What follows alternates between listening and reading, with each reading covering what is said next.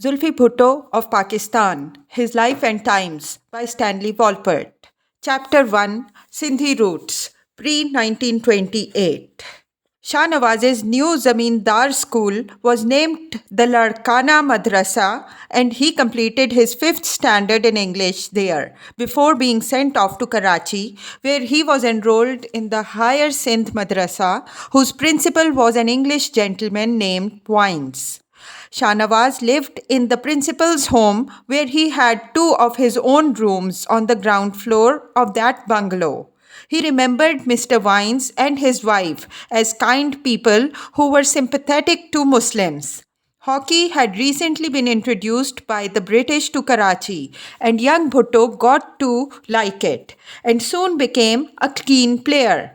He did not, however, take any of his studies very seriously and was anxious to finish school and get back to Larkana. Principal Vines tried to advise patience, but the young Bhutto was in an agitated frame of mind, anxious to burst out, tempted to leave almost daily for home by the first available train. A deep current of restlessness flowed through the Bhutto gene pool. The British government of Bombay, which still included Sindh, decided in this early part of the 20th century to recruit loyal young zamindars and vaderos into its civil service and police cadres, much as they had earlier enlisted the cooperation and loyal support of Indian princes and chiefs.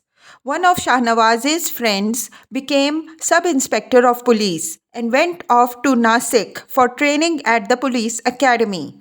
Shahnawaz hesitated but finally opted to apply, receiving strong support from his principal and others in high places. He was offered the post of Deputy Superintendent of Police and was instructed to join the Nasik Police Training School by the end of December of 1908. With that post assured, he took leave of school, not bothering about his matriculation examinations, and returned home, stopping one night at Ghadi Khuda Bakhsh Bhutto, then moving on the next day to Ghadi Peer Bakhsh Bhutto, ancestral home of his great uncle guardian Ilahi Bakhsh and his family. Shahnawaz delivered some valuable gifts of silver and gold furniture and ornaments he'd had made for his uncle in Karachi, and that evening they rode together to Ratodero to meet the new deputy collector of Larkana, Ilahi Bakhsh Sheikh, his uncle's namesake, who was encamped there. They returned home late and dined together. Shahnawaz was still in bed the next morning when his uncle's servant came in a perplexed state to report that the vadero had been locked in his bathroom for well over an hour and that this was contrary to his normal routine. They broke open the bathroom door and found Ilahi Bakhsh lying face down on the ground, dead at the age of 28. His premature death was a terrible shock to me, Shahnawaz recounted. Vadero Ilahi Bakhsh was too young to die in natural circumstances. The medical authorities thought it to be a collapse of the heart, whilst others opined that it was suicide. I could not get myself to believe that a man of Ilahi Bakhsh's promise could commit suicide. Thus, at the tender age of 20, young Shahnawaz found himself occupying the position of a family elder. Overnight, he became the guardian of Ilahi Bakhsh's 2 minor sons and all of his female dependents. 2 widows, a sister, a daughter, mother, and an aunt, and of an estate 4 times as large as his own father's had been, totaling more than 100,000 acres. The morning after the funeral, with the women's loud wailing still ringing in his ears, Vadero Shahnawaz Khan Bhutto walked around the village outskirts of Peer Bakhsh Bhutto, accompanied by a servant. He had much to worry about, much to ponder, from his impetuous brother and lackadaisical cousin to the legion of women folk who had to be looked after. Reflecting on the virtues of his former guardian, he thought, the man was a jewel. He had the hands of an artist, spoke English fluently, and strangely enough, without an accent. He was a man of letters, well versed in Sindhi and in Persian, possessed of a sharp intellect and polished in demeanor. If he had lived a full season, he would have shone like a star in the politics of undivided India. Fate ordained otherwise. In a perplexed state of mind, the new young master of all he could see turned to ask his servant for a cigarette. Taking the stronger, cruder Sindhi biri, he was offered instead. Since that first puff, for many years to come, I became a chain smoker. Shahnawaz reflected in the twilight of his own life. All thoughts of Nasik and police school had now to be banished. Moreover, and though he would still be obliged to remain a nominal ward of the British courts for almost a year, he assumed complete responsibility for the growing Bhutto clan and its incalculable collective fortune. C.M. Baker, the recently appointed collector of Larkana district, proved more difficult than Mules had been in his dealings with the new Bhutto Vadero. Shahnawaz found him arrogant and sadistic, a petty man whose head had become swollen from the sycophancy of the tribal chiefs of Jacobabad district on Sindh's frontier, his previous posting. Baker had appointed a retired deputy collector, a Bengali named Kimath Roy, to serve as manager of the Bhutto lands and estate, which Shahnawaz vigorously challenged. As manager, Roy would have enjoyed vast discretion and complete authority, and Ilahi Baksh's widows wished, therefore, to partition his property and save at least some portion of it for their minor sons, rather than risk losing everything to the new alien manager. Interested persons fanned their fears, Shahnawaz noted, seeking to reassure the anxious widows and assuage their concerns. Sindhi custom kept all landed property for male heirs, of course, and when Shahnawaz explained that to Baker, the collector flew into a rage and thought that I was challenging his authority. It would take some time and not inconsiderable arguing and substantial legal fees before Shahnawaz managed to convince Baker as well as the widows of the wisdom of keeping things the way they had been when Ilahi Baksh was still alive. The former Vadero's namesake, Deputy Collector Ilahi Baksh Sheikh, had to be recruited to help bring the stubborn breaker around, as was Shahnawaz's former principal of Larkana Madrasa, G.M. Mirza. Shahnawaz now proved remarkably adept at untangling intricate legal problems and adroit in disarming the opposition he faced from both sexes. From his deputy collector friend, Sheikh, Shahnawaz learned that every new British officer who came to Larkana was immediately told by enemies of the family of details of my father's quarrel with Colonel Mayhew and about the Hindu who was murdered because he did not stand up to receive my father when he, Mir Murtaza, went to his office. These officers were told that as I was a chip of the old block, I should be kept in my place. In March of 1909, Vadero Shahnawaz turned 21 and his father's estate was released from the court of wards and divided between him and his brother. Shahnawaz, however, continued to manage the much larger estate left by Ilahi Baksh for his widows and sons. He also became actively interested in public affairs, for this was a time of important constitutional reforms in British India. The Liberal Party's victory at the polls in Great Britain in 1906 had brought John Morley (1836 to 1923) to the helm of the India Office as Secretary of State for India. Morley, one of the leading radical reformers and liberal philosophers of his time, was determined to open constitutional windows throughout British India to winds of popular representative feeling and to bring the autocratic racist government of India into the more liberal mold of England's responsible parliamentary rule, making the stiff-necked bureaucrats of Calcutta and Simla in part responsible to Indian public opinion, as expressed through the views of elected Indian leadership. It was a long, slow process, but Morley's faith in representative rule and liberalism was second only to that of his philosopher friend John Stuart Mill, inspiring a generation of such fine young Indian liberals as Gopal K. Gokhale and Ramesh C. Dutt as a Lincoln's Inn barrister. Moreover, Morley also inspired Muhammad Ali Jinnah, 1876 to 1948, who followed him through the mighty labyrinth of law to the pinnacle of British India's bar and privy court powers before veering off to become the Qaid-e-Azam of India's Muslims and Pakistan. The Councils Act of 1909 opened British India's many council chambers to Indian representatives elected for the first time by their own constituents.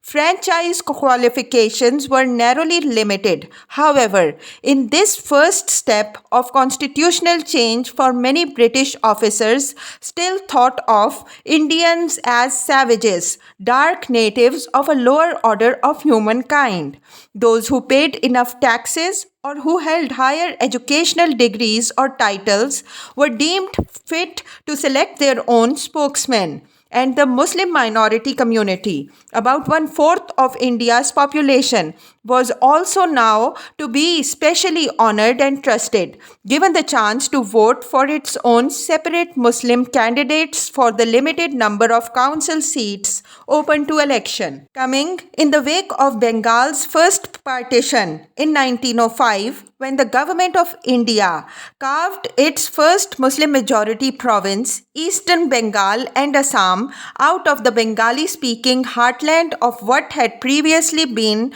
the Raj's premier presidency. India's National Congress leadership viewed this new act as proof positive of Perfidious Albion's policy of divide and rule.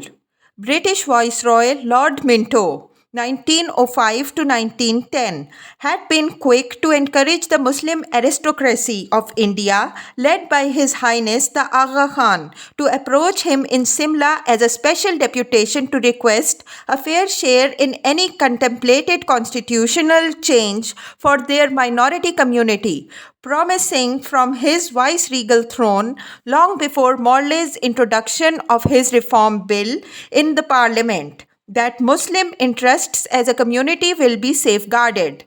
By thus promptly playing his green card, Minto was warmly congratulated by conservative officials for pulling back India's 62 million Muslims from joining the seditious opposition of a Hindu-majority National Congress. 2 months after their encouraging success. Moreover, the Aga Khan's deputation, now doubled in size to 70 members, met in Dhaka, capital of the new Muslim majority province, to launch the first nationwide Muslim political organization of British India, the Muslim League, to protect and advance the political rights and interests of the Mussalmans of India. Muslim princes and land barons who had never before taken any interest in politics or public affairs suddenly found important opportunities to influence British policy in virtually every way.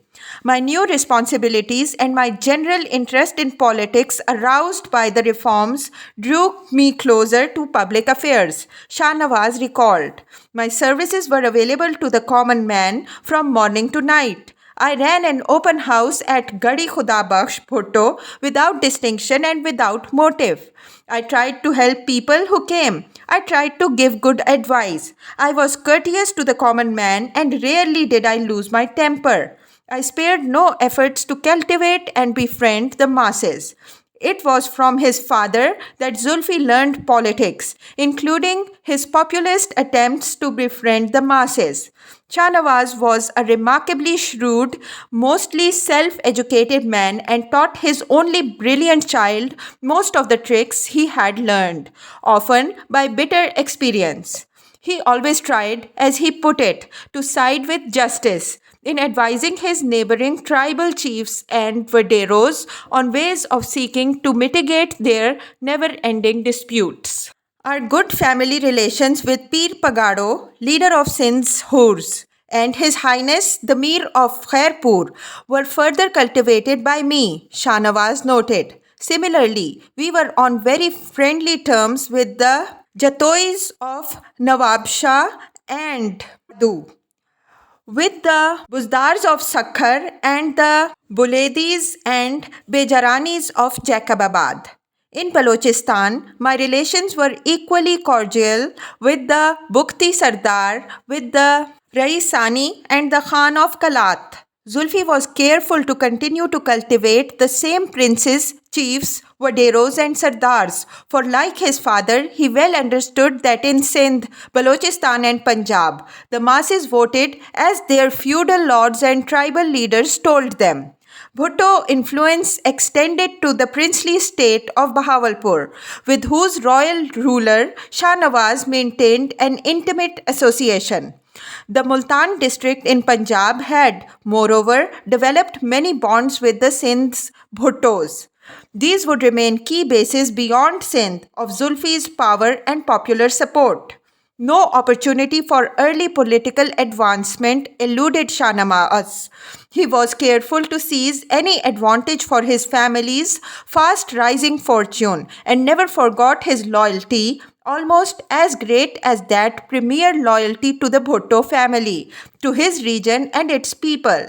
The Indian Councils Act of 1892 had given Sindh a single seat on Bombay's Legislative Council, but that seat was held by the governor's nominee, Sheikh Sadiq Ali, Wazir of Khairpur, who enjoyed premier power among the vaderos of Sakhar, Larkana and Nawabshah, and retained his seat at the council table of the governor of Bombay until 1904, when he returned to govern Khairpur state as its chief minister. His place was taken by influential Sindhi barrister G.M. Bhurgari, and after the 1909 reforms, Sindh received 3 more seats on the Bombay Council, for until 1935, Sindh remained part of Bombay.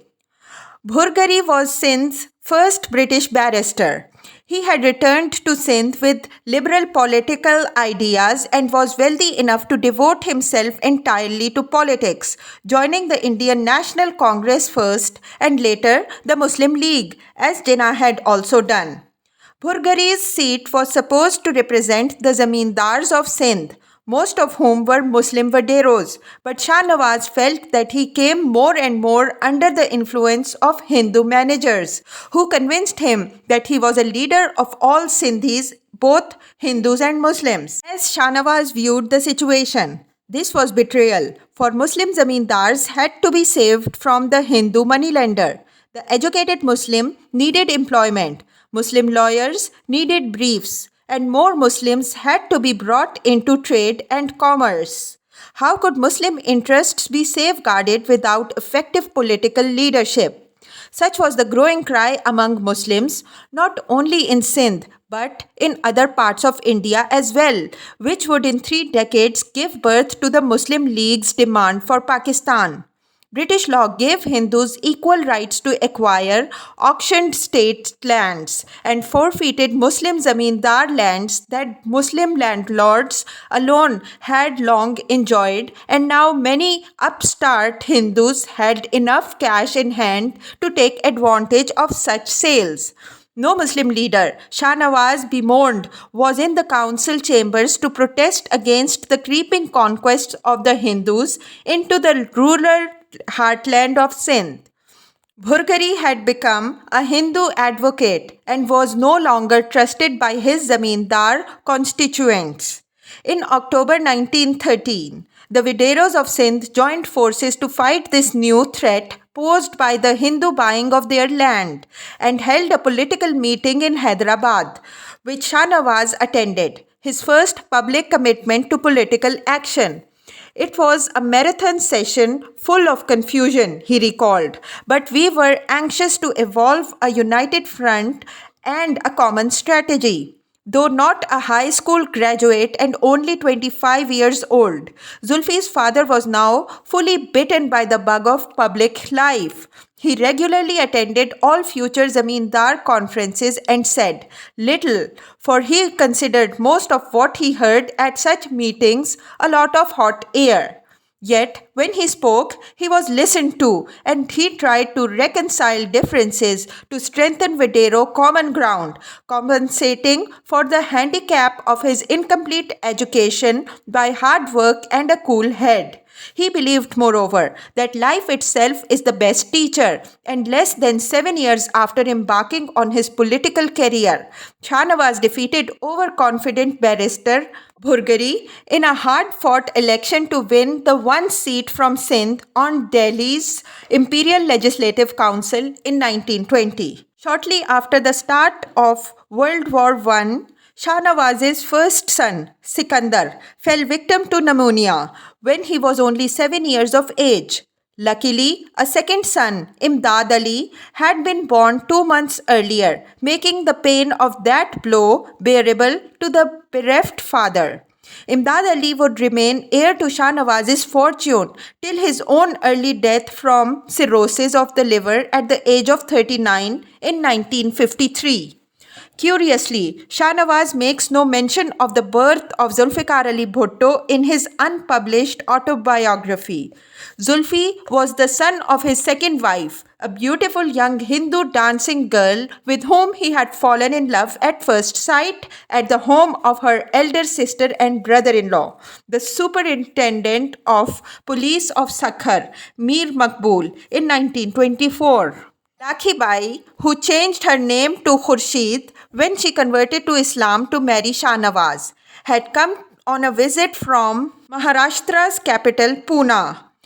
She was married to Shah Nawaz in 1925, the year in which he was honoured by the British Raj with a companionship in the Exalted Order of the Indian Empire. The marriage, surprisingly enough, was not in Sindh, perhaps in deference to the sensitivity of his first wife and family elders, but at the palatial home of his good friend, the Khan of Kalat in Quetta. Shah Nawaz wore a plain business suit and hat, marching with his petite bride through the line of upraised crossed swords of the Khan's bodyguard. At 37, he was more than twice the age of his bride, who was to become the mother of 3 of his children, 2 daughters, Mana and Benazir, and his youngest son, Zulfikar Ali. The strain of fresh married life took its toll, however, on portly Shah Nawaz's health. Before 1925 ended, he had suffered a serious heart attack and had to be taken to a Hyderabad hospital. He recovered strength enough to sire his third son, but his days and nights of galloping through Sindh's hinterland were over, as were his weeks of wild boar hunting.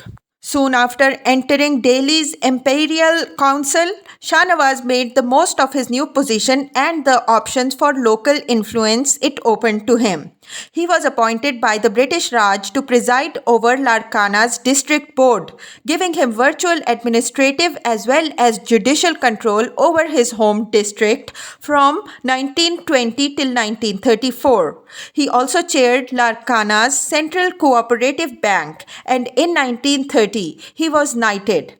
As one of only 16 Muslim delegates chosen from the all British India, Sir Shah Nawaz sailed from Karachi for England late in 1930 to attend the first of the 3 Imperial Round Table Conferences in London.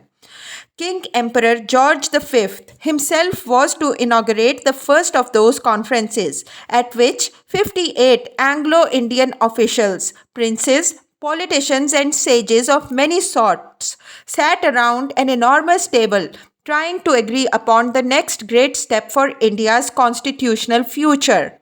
India's National Congress had expected full dominion status within the British Commonwealth immediately after World War I, but received instead renewed martial law and the terrible massacre at Jallianwala Bagh. Hence, the Congress leadership boycotted the first conference. Mahatma Gandhi, 1869 to 1948, languished in prison at the time in the wake of his famous Salt March Satyagraha campaign, and some 60,000 of his loyal disciples had followed him behind bars for having defied British law by picking up untaxed salt from seashores round India's peninsula.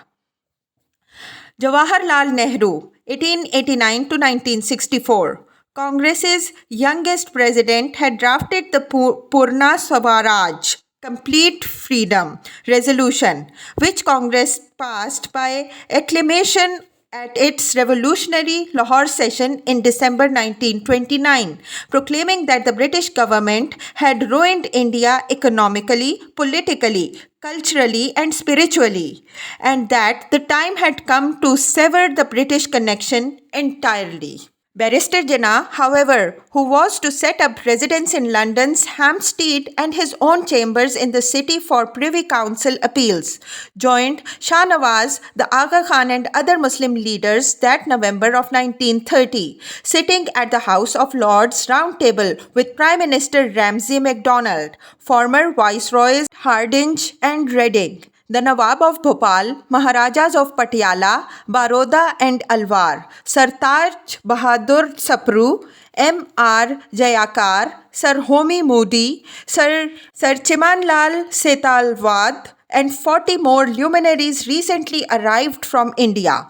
Jinnah startled some of his English as well as Hindu auditors at the table when he insisted with no hesitation in his opening speech that there were four main parties in attendance whose aspiration of India needed to be satisfied by the Congress: the British Party, the Indian princes, the Hindus, and the Muslims.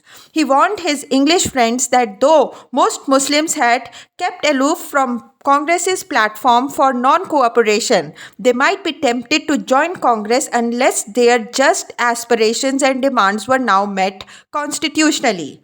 India wants to be mistress in her own house, argued Jinnah, who had been the first member of the Viceroy's Imperial Council to resign in principled protest over passage of the Black Rowlatt Acts extending martial law after the war. Brilliant politician and constitutional lawyer that he was, he could conceive of no revised constitution for British India that would not transfer responsibility over India's central government to a cabinet responsible to the legislature. Had the parties at the round table taken to heart Jinnah's sage advice, drafting a Government of India Act in accordance with it, India might possibly have been spared the anguish of partition with its bloody communal prelude of civil war some 15 years later. Neither the British bureaucrats nor Hindu leaders took him quite seriously, thinking him little more than a slippery negotiator who looked and sounded more British than Indian, and hence could readily be dismissed for lack of a mass following.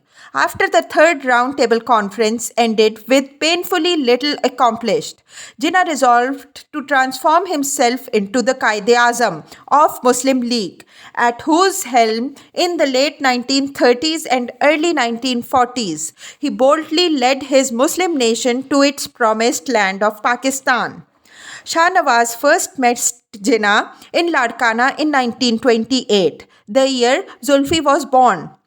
The then brilliant Bombay barrister, himself born in Sindh and reared in Karachi, had been invited by Sindh's Mohammedan Association, over which Shah Nawaz presided, to settle a legal dispute among several Muslim vaderos of Sindh. Jinnah stayed with Shah Nawaz in the Bhutto compound's grand house Al-Murtaza in Larkana, and may well have heard some of Zulfi's earliest cries, though he surely never went near the Parda quarters of Shah Nawaz's young wife and her children. nor is it likely that he met Shah Nawaz's first wife or either of the two other possible wives he was permitted and may have married as a good Muslim.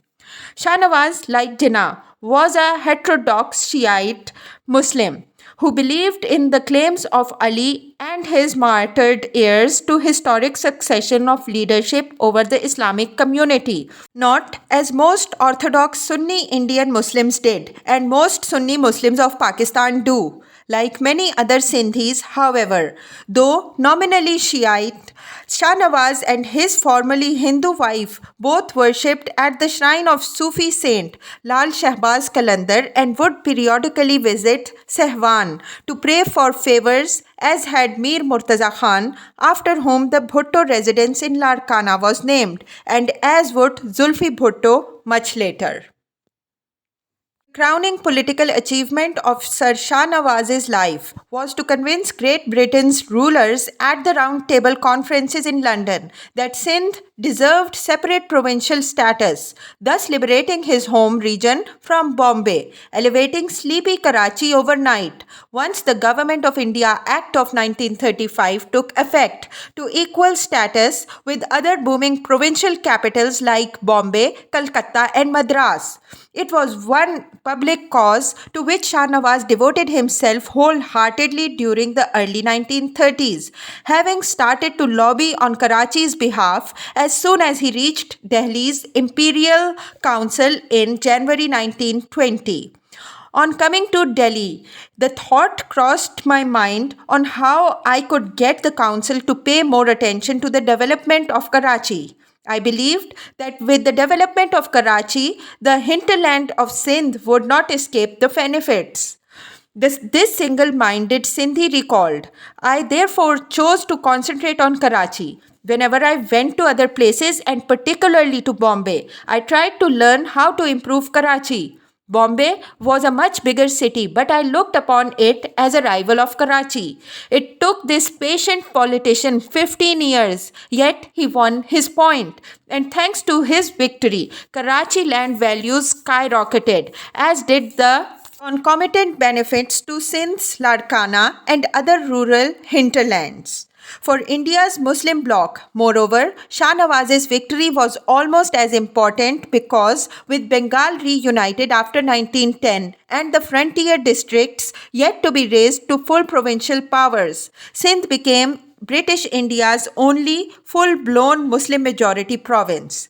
It was the single most important economic political coup won by an Indian Muslim since the founding of the Muslim League, eclipsed only by Quaid-e-Azam Jinnah's subsequent victory more than a decade later in winning his suit for separate nation statehood for Pakistan.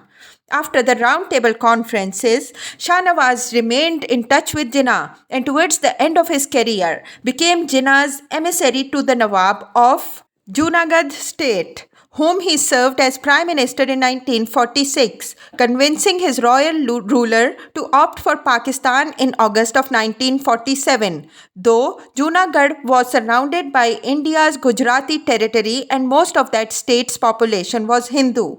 Sardar Vallabhbhai Patel, 1875 to 1950, the Iron Man of Congress, Nehru's Deputy Prime Minister, would never permit such treachery, however surrounding the tiny state with Indian troops, who took it virtually without a shot that September. Junagadh's Nawab and his family, together with his Diwan, Shah Nawaz, fled by sea from the port of Veerawal to Karachi. For Shah Nawaz, it was a welcome homecoming after almost a quarter century's political exile, first to Delhi, then to Bombay as Governor Lord Brabourne's leading Muslim confidant and cabinet minister after 1934, and finally to Junagadh. Politics, Zulfi's father reflected, required diverse talents, perhaps the most important of which was an ability to strike, oppose, and develop a special style. Shah Nawaz proved singularly successful at doing both. So would his youngest son. It requires one individual to change the destiny of people, Shah Nawaz wrote in the personal memoir which his talented son must have studied. Gandhi and Jinnah were such individuals. Napoleon was another hero of Shah Nawaz and later became Zulfi's favorite historic role model. Until the day of judgment, everything is temporary. The elder Bhutto cautioned his son, who learned much about diplomacy as well as provincial politics from his shrewd father. Britain provided a sophisticated cover to her domination. If international factors had not intervened, the British would have remained eternally in the colonies on the pretext of schooling them. Their subtle policy caused much confusion, but Shah Nawaz was never fooled by the poses or loud professions of self-sacrifice made by his enemies or friendly neighbors, whether in Larkana, Karachi, Bombay, Delhi or London. Some of the worst sycophants of the British now unabashedly pose as gallant freedom fighters, he cautioned. Although this Knight of the Order of the British Empire dined and drank at most elegant tables of British governors and viceroys than most of his contemporaries, he never forgot that he was a Sindhi Muslim Vadero named Bhutto. His precocious son would also dine at the homes of presidents, prime ministers, generals, and kings, but he too trusted none of them.